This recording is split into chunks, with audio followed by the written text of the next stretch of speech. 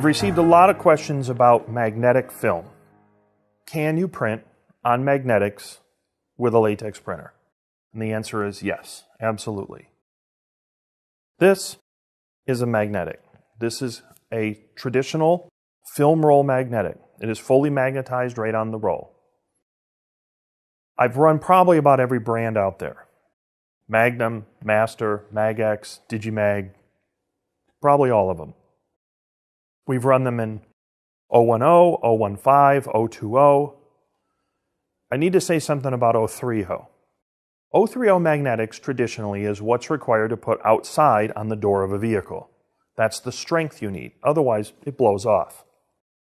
Now, 030 is thicker than the spec that we recommend for the printer. The printer spec is 0.5 millimeters, so anything over 0.5 millimeters is outside of what HP recommends. 0.5 millimeters, I believe, is 0.168. So 020, if it's a true 020, and it may not be, is technically just a hair over what we recommend. So think of 020 really as kind of your dividing line. So 030 obviously is too thick. Now, I've heard rumor that people are running 030 magnetics through the printer. And yes, I hear that it works. However, keep in mind, when you're outside of our specs, that our engineering team builds the printer, there can be issues. So if you're going to do that, please be careful, be attentive, because you don't have a lot of room to work there. And I'm assuming that running a print head into a magnet would be undesirable. No, I'm pretty sure you don't want to do that. So try to stick to 020 and thinner. Now there are 020, this is a Master Magnetics 015. There are 020 magnetics out there which are high intensity.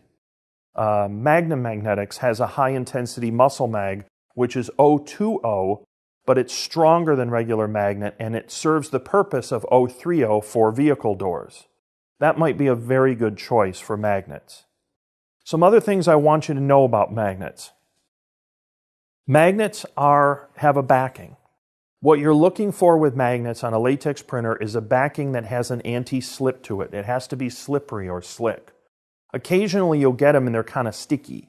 Well, what's going to happen with a sticky magnet is it's going to go through the printer path and this is going to try to stick to the aluminum platen. And when it does, the magnet's going to kind of halt and that's going to cause it to head strike. Hitting a magnet, again, undesirable on a latex printer. So I recommend looking or sourcing magnets, and this is easily obtained, saying, look, I needed to have an anti-slip on the back. It has to be able to slide through the printer. Most of the magnets do have a slippery back, but be aware of that qualification.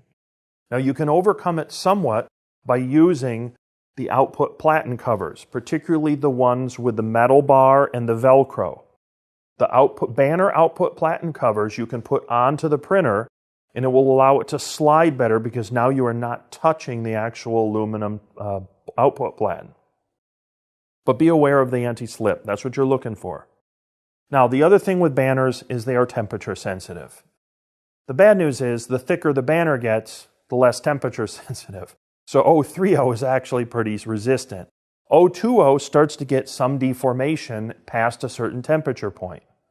Now, it does help to put it on a take-up roll because banners tend to conduct, magnets tend to conduct heat, and they hold that. So they kind of get a little bit thermally ripply, and then once you put them on the take-up roll, a lot of times that smooths right back out again. So if you can put it on the take-up roll, that can help. But ideally what you want to do is you want to make sure you're going slow enough that the temperature is low. You can put enough ink down for the quality because someone buying a magnet is going to want some richness of saturation. You can't sell a poorer or lower image saturation for a magnet in most cases. So this one's running 16 pass, 69 square feet an hour on an 015, which is fairly temperature sensitive. And that seems to work quite well. We've had very good luck with this. The scratch resistance that you're getting on the new latex on magnet is very good. If you have a point where the dark areas, especially your heavy ink coverage, can scratch easily and the rest of it doesn't, what that means is you're too close to the curing threshold. You're right on that cusp. And in order for latex to have the full scratch resistance, it has to be fully cured. And sometimes, even though it's dry, it may not be fully cured.